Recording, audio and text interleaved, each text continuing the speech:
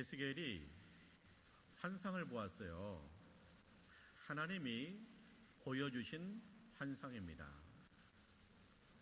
이 환상은 3단계로 진행이 됩니다. 1단계, 하나님이 하십니다. 자, 에스겔이 본 환상은 마른 뼈의 환상입니다. 골짜기에 뼈들이 가득 차 있어요. 여기저기 흩어져 있습니다. 그 뼈를 보고 있는데 하나님께서 물으시는 거예요. 환상 가운데 물으시는 거예요. 에스겔아, 이 뼈들이 능히 살아나겠느냐? 아니, 죽은 뼈가, 말라버린 뼈가 어떻게 살아나겠어요? 안 되죠. 그런데 에스겔은 믿음으로 말했습니다. 하나님이 아십니다. 하나님이 하십니다. 할렐루야. 두 번째 단계, 하나님 아멘입니다. 하나님께서 에스겔에게 말씀하세요. 이 뼈들에게 명령해라. 이 뼈들이 살아나게 될 것이다. 이 뼈들아 살아나라. 명령하라는 거예요. 근데 되겠어요? 아니, 마른 뼈가 맑기를 알아듣습니까? 마른 뼈가 어떻게 살아납니까? 불가능합니다. 그런데 에스겔은 믿음이 있습니다. 믿고 순종했습니다. 믿고 아멘했습니다. 그 뼈들을 향해서 명령했습니다. 이 뼈들아 살아나라. 할렐루야.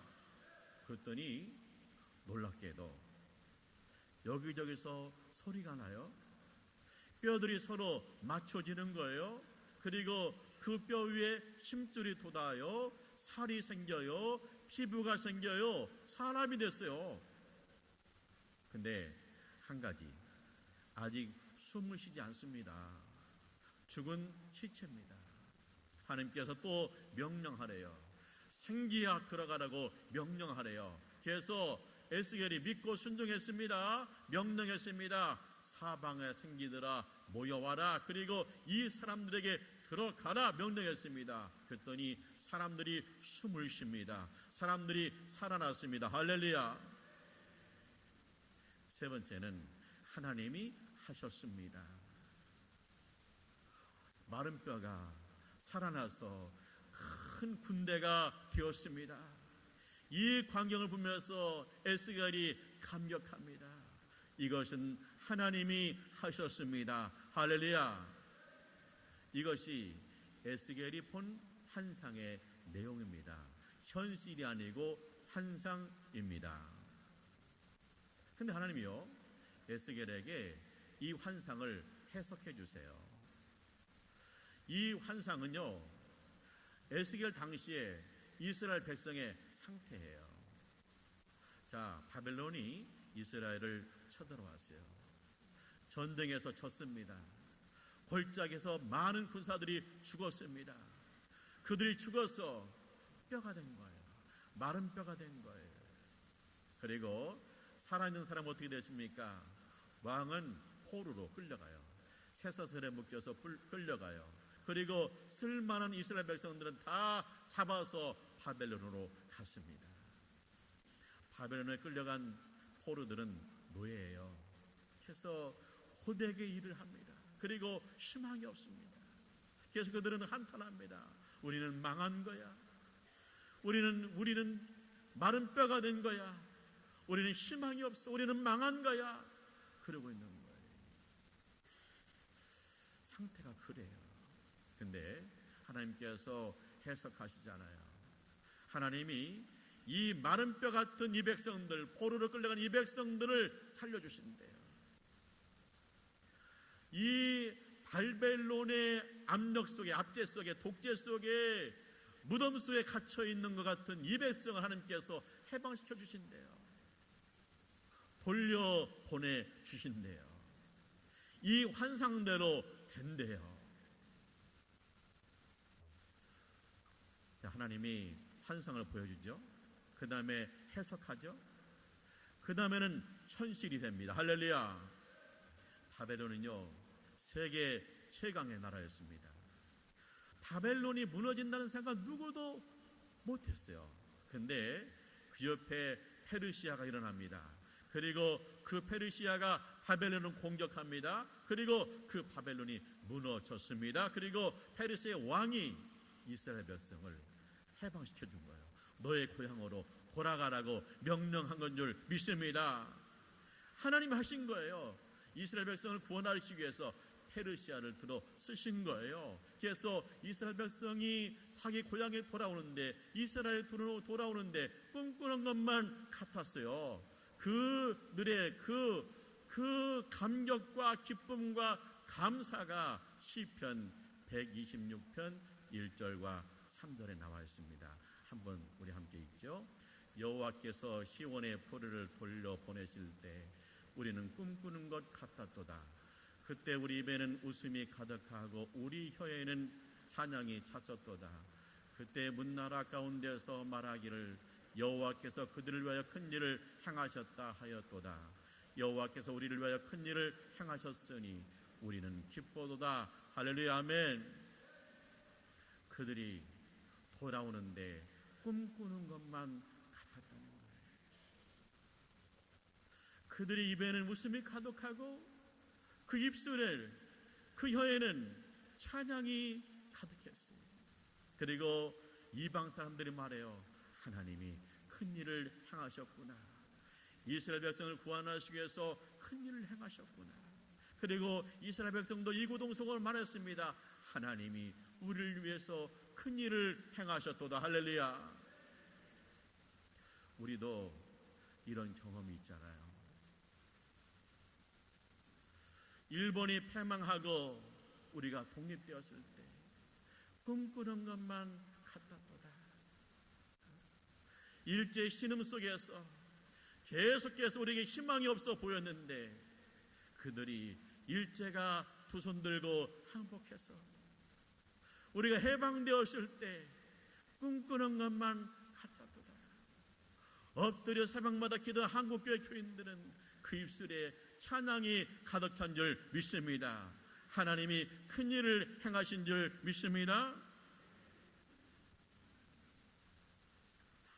북한이 6차 핵실험을 했잖아요. 북한이 핵 보유국이 되었습니다. 북한이 핵과 미사일에 목숨을 거는 이유가 있어요.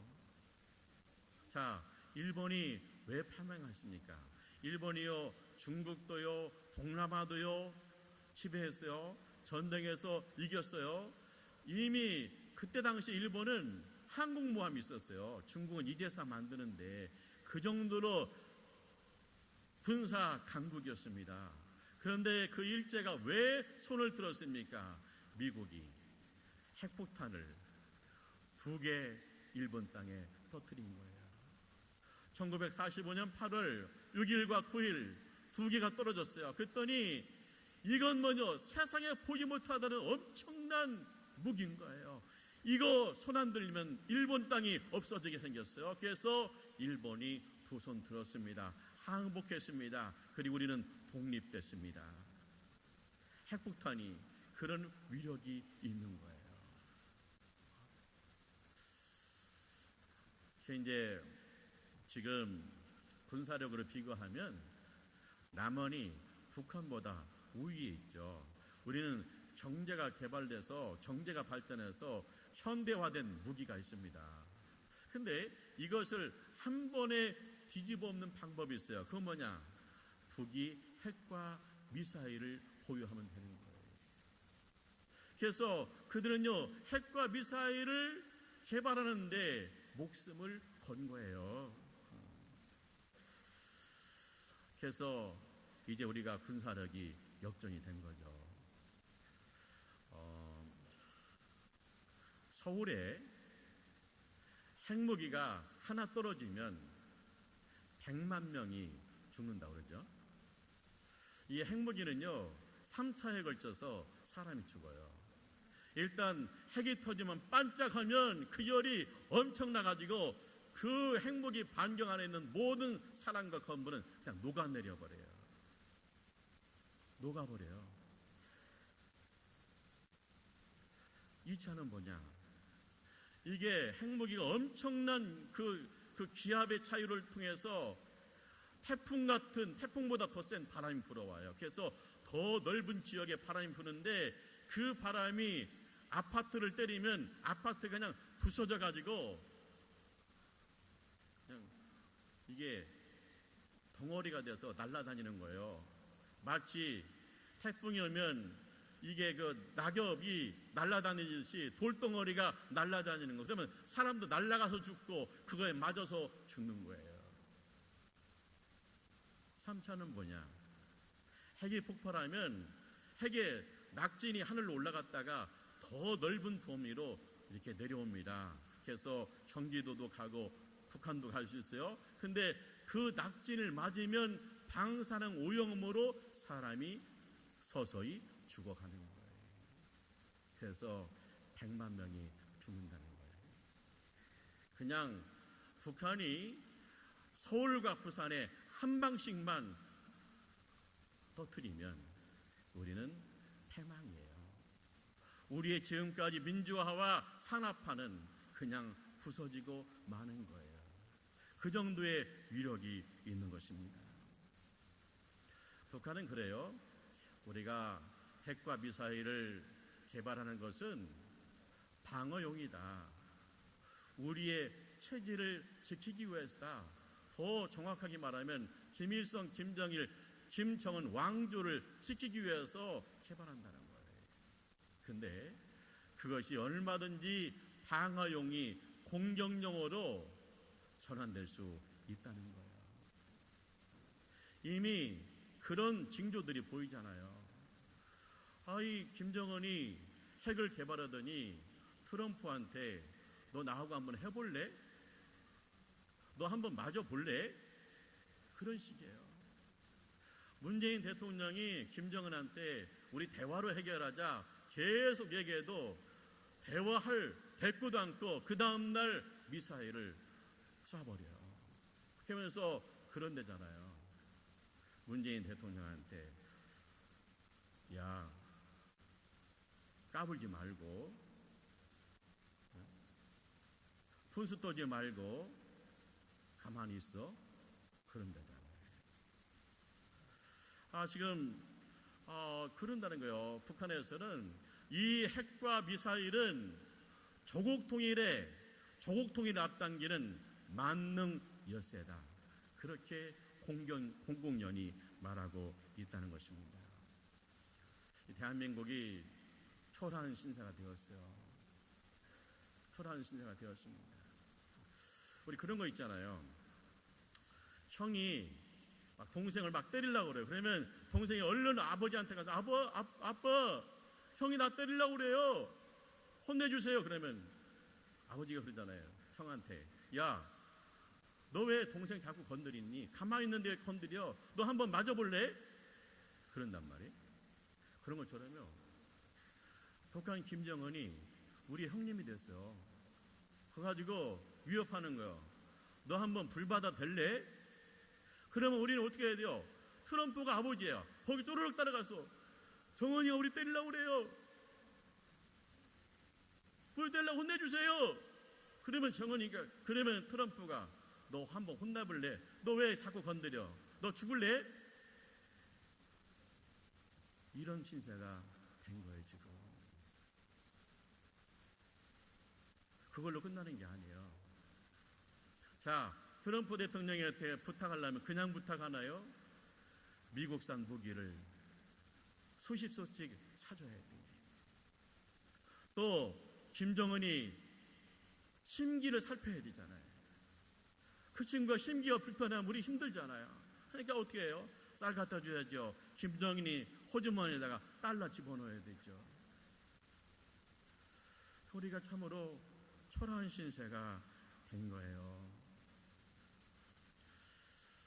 그래서 우리가 그러잖아요. 우리도 핵무기 개발합시다.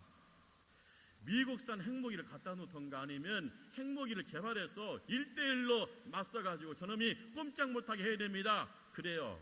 근데 그것도 현실성이 부족해요. 왜냐? 강대국이 핵무기를 개발하지 못하도록 막아요. 그리고 그렇게 법이 정해져 있어요. 보세요. 북한이 핵무기 개발해요. 남한이 핵무기 개발해요. 일본이 핵무기 개발해요. 이란이 핵무기 개발해요. 세상 모든 나라가 핵무기 개발해요. 그럼 어떻게 해요? 전쟁이 일어나면 핵전쟁이고 그걸로 지구는 끝나는 거예요. 그 때문에 무기를 개발하지 못하게 하는 거예요. 지금 2020년이 되면 북한이 핵무기를 50개에서 100개 정도 보유할 수 있다. 그렇게 말해요. 근데 핵무기가 50개가 폭발하면 어떤 일이 생기느냐? 뭐 폭발한 나라는 그걸로 끝나는 거고요. 자, 핵무기가 이제 50개가 폭발하면 그 재화하고 그 다음에 먼지가 하늘로 올라간다는 거예요. 그래서 10일만 되면 그 재화 먼지가 이 지구를 다 덮어요. 그러면 시커먼 먹구름이 생겨가지고 햇빛이 지구한테 잘 안 들어와요. 그래서 지구가요 온도가 떨어지는 거예요. 그러면 농사가 안 돼요. 그리고 강우량이 적어요. 그러면 이것이 하루아침에 없어지는 게 아니라 10년도 가고 20년도 간다는 거예요. 그러면 어떻게 하냐? 사람들이 굶어 죽는다는 거예요.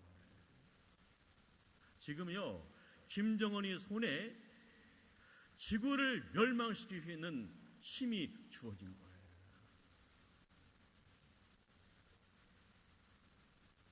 그 친구가 지구를 멸망시킬 수 있는 힘을 가진 거예요. 김정은과 트럼프는 위험한 인물이에요. 우리는 이미 6.25 전쟁을 겪었고요. 그 다음에 하늘에 있는 악한 영과 세상에 있는 어둠의 세력은 전쟁을 부추기고 있어요.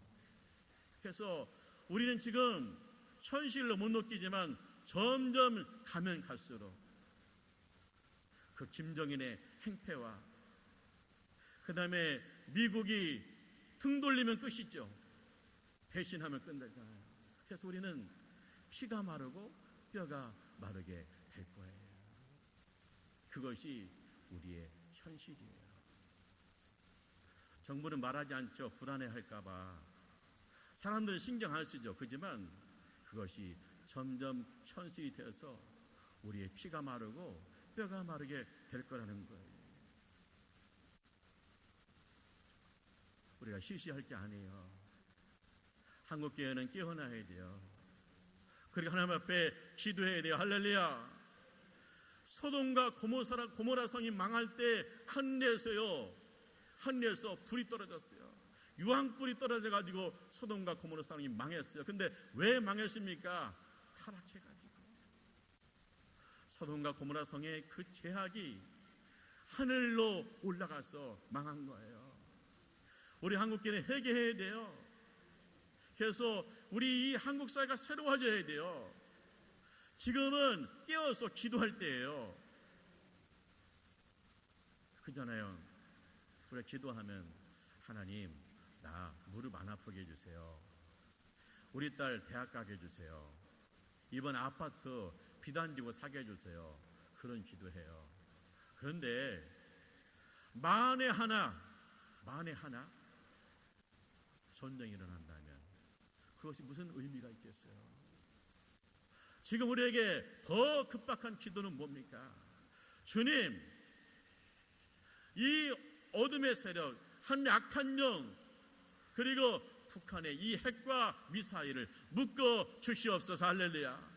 하나님이 묶어 주셔야 돼. 하나님 묶어 주세요. 하나님이 에스겔에게 환상을 보여줬잖아요. 마른 뼈들이 살아날 것이다. 그들이 큰 군대가 될 것이다.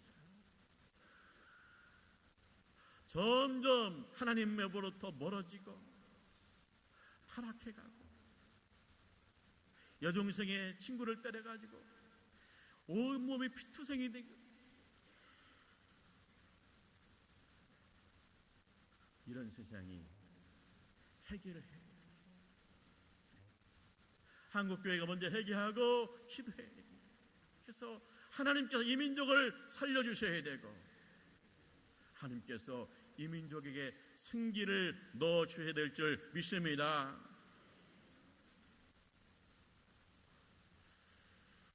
예수님이 십자가에 못 박히셨어요. 무덤에 묻혔어요. 제 아들은 떨고 있어요. 문을 잠고 두려워하고 있어요. 왜?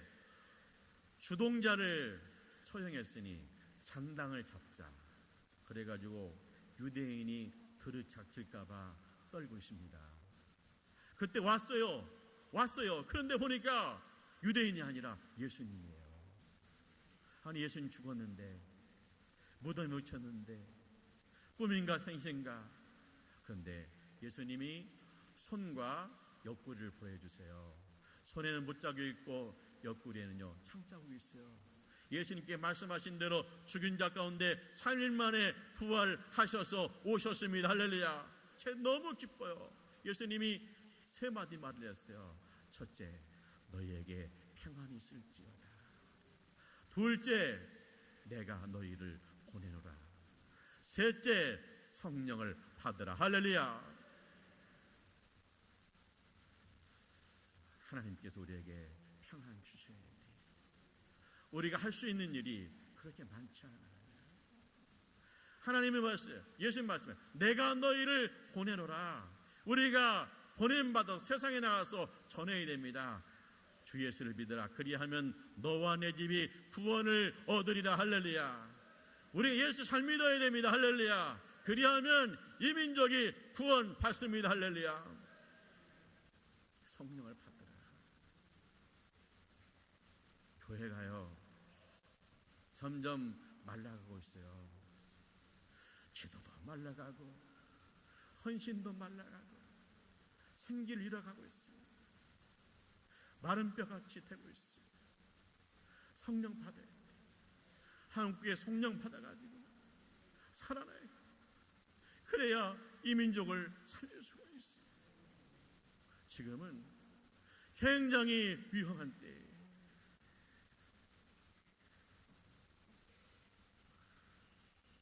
그냥 나 밥 먹고 참을고 다니니까 끝나는 게 아니에요. 우리 한국교회는 회개해야 돼요. 말로 비틀어가지는 한국교회가 새로워져야 돼요. 하나님 우리에게 생기를 더하여 주시옵소서. 기도하시리. 그래야 한국교회가 살고 이 민족이 살고 하나님께서 우리를 통해서 하고 싶은 세계 모든 만방에 주님을 전하는 일을 할 수가 있어요. 여러분, 우리가 나라와 민족을 위해서 평소에 기도했죠. 근데 지금은요 집중해서 그리고 깨어서 기도할 때예요. 그래서 주 예수를 믿으라. 그리하면 너와 내 집이 구원을 얻으리라. 한국교회가 구원받고 이 민족이 구원받는 역사가 있으시기를 주님의 이름으로 축원합니다.